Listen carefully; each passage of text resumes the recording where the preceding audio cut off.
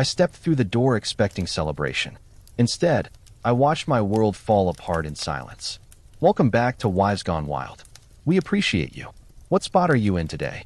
We're curious where these stories find you. Here's today's tale. I'm Jake, and catching her that night didn't just end our marriage. It ended who I used to be. Her world was laughter and music. Mine collapsed the moment I opened that door. I thought I was heading to a celebration.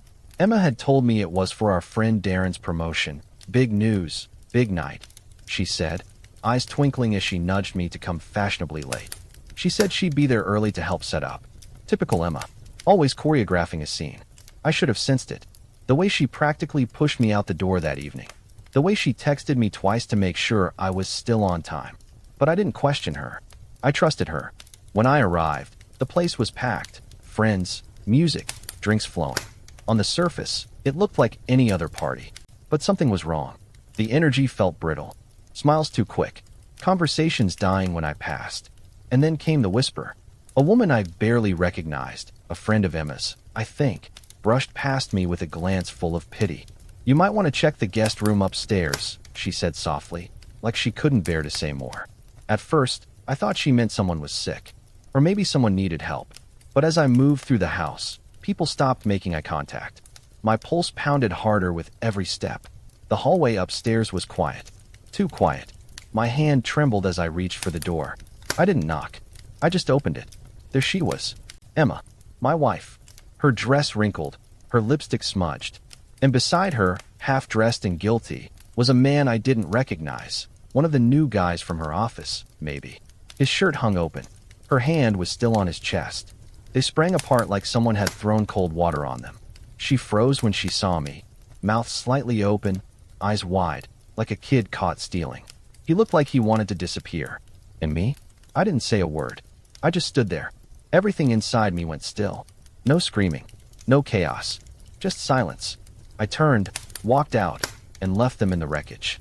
I didn't slam the door. I didn't demand answers. I let the cold night air hit me like a slap, each gust of wind slicing deeper than the last. And somehow that silence, it was louder than any scream. Would you have said something, or walked away like I did? The house felt hollow when I got home. I left the lights off. I didn't want to see the furniture we picked out together or the photos still hanging like ghosts on the walls. I sat in the dark, letting the silence wrap around me like armor. Hours passed before I heard the front door creak open. Her keys jingled like they didn't belong there anymore. I didn't get up, didn't call out. Jake! Her voice barely carried down the hallway. She stepped in slow, like the floor might collapse beneath her. I could smell her perfume.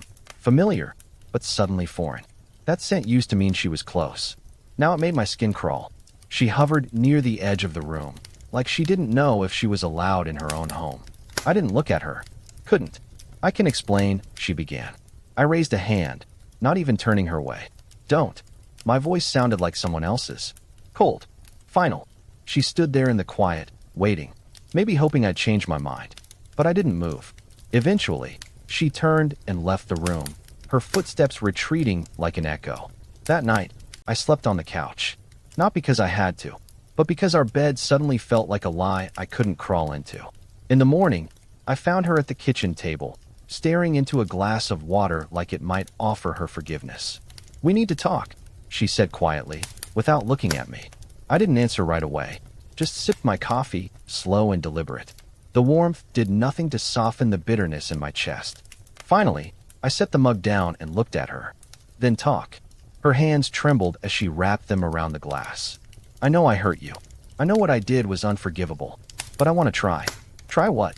I asked, the words sharp as broken glass. Pretend this didn't happen? She flinched. No. I want to figure out how to move forward. Together. I laughed. Short. Bitter. Empty. There's no together anymore, Emma. She looked like I'd slapped her. But I didn't care.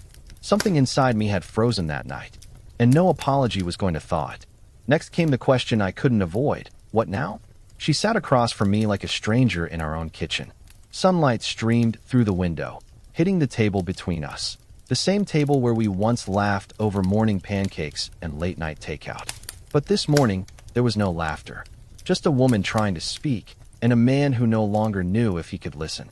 Emma looked worn down, eyes rimmed red. makeup barely masking the weight she carried. Her hands never stopped moving, fidgeting, twisting the edge of her sleeve like it could turn back time. "I made a mistake," she whispered, finally breaking the silence. My jaw clenched. "A mistake?" She nodded slowly, her voice trembling. "A terrible mistake, Jake. But I still love you." I never stopped. Those words, "I love you," landed like a stone in my chest. For a second, I felt my breath catch. She said them like they meant something, like they could stitch together what she'd torn apart. "You call that love?" I asked, voice low, controlled. Sneaking around, lying to my face, letting me walk into that room like some kind of joke. She shook her head, eyes brimming. "It wasn't like that." "No." I leaned forward. "Then tell me what it was. Tell me what part of that night wasn't betrayal." She didn't answer, just cried, quietly, shamefully. The kind of crying that didn't beg for pity, just poured out. And yet, I felt nothing. Not anger, not sympathy, just the emptiness that betrayal leaves behind. "You humiliated me," I said, standing up, "in front of people who toasted our marriage not a year ago." She nodded, wiping her face. "I know. I deserve everything you're feeling." I didn't disagree. I walked to the window and stared out at the backyard. The garden she once begged me to build was dying, overgrown, neglected, just like us. "I don't hate you," I said finally, "but I don't trust you, and I can't build anything with someone I can't trust." Her voice cracked. "So that's it." I turned back to her, meeting her eyes for the first time in days. "That's it." She didn't fight me. She just lowered her head, like she'd already known how this would end. Maybe she had. Maybe that's why she couldn't stop trembling. I didn't feel like the winner in this. I just felt done. But walking away, that was only the beginning. It was a Thursday morning when I finally said the words out loud. The kitchen was quiet again. No music playing, no sounds of her humming while making breakfast like she used to. Just the faint ticking of the wall clock and the creak of wood beneath my chair as I sat across from her for the last time. Emma looked tired, not just from lack of sleep, but from carrying the weight of what she'd done and waiting for the blow she knew was coming. She didn't ask what I wanted to talk about. She already knew. I traced the rim of my coffee mug, stalling for a second I didn't need. The words were already in me. Heavy. Final. "I can't do this," I said, voice steady but low. Her eyes welled immediately, but she didn't speak. She waited. "I can't pretend we're okay. I can't fake forgiveness. I can't trust you. And without trust, there's nothing left." She nodded once, the motion slow, fragile. A single tear slipped down her cheek. "I understand," she whispered. "I was hoping, but I understand." I studied her face, the woman I once dreamed of growing old with. The woman who used to know my favorite kind of silence and how I took my coffee. Now she was just someone I used to know everything about. There was no screaming, no dramatics. Just two people quietly acknowledging the wreckage between them. "I'm sorry, Jake," she said again. "I know," I replied. "So am I." We sat like that for another minute, not speaking, not touching, just breathing in what was left of us. A week later, she moved out. There was no fight over furniture, no bitter arguments over money or blame. Just boxes, goodbyes, and one final look that lingered longer than it should have. I stayed in the house, not because I wanted to, but because leaving felt like surrendering to something I hadn't caused. But it didn't feel like home anymore. Not without her laughter. Not with those memories clinging to every room like dust. Still, I knew I'd made the right decision. Some endings don't come with explosions. Just a door closing quietly, and the weight of everything you never thought you'd have to let go. But even quiet goodbyes echo for a long, long time. The silence changed after she left.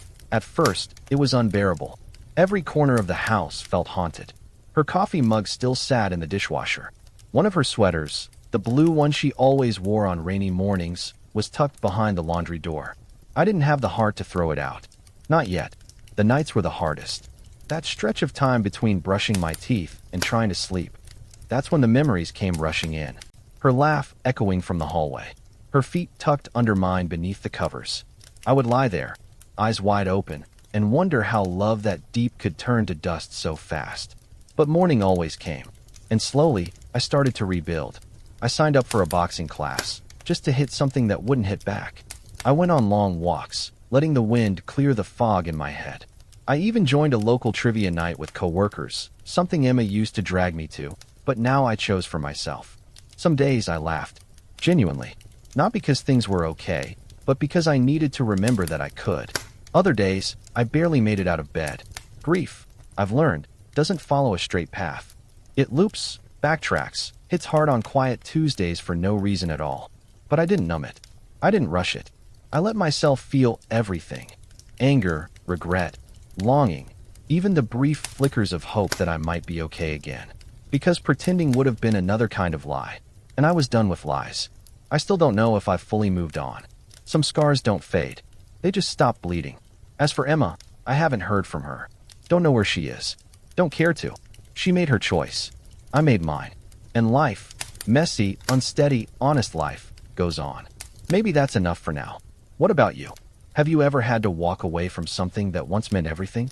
Drop your wild story below, and don't forget to subscribe for more tales from Wives Gone Wild.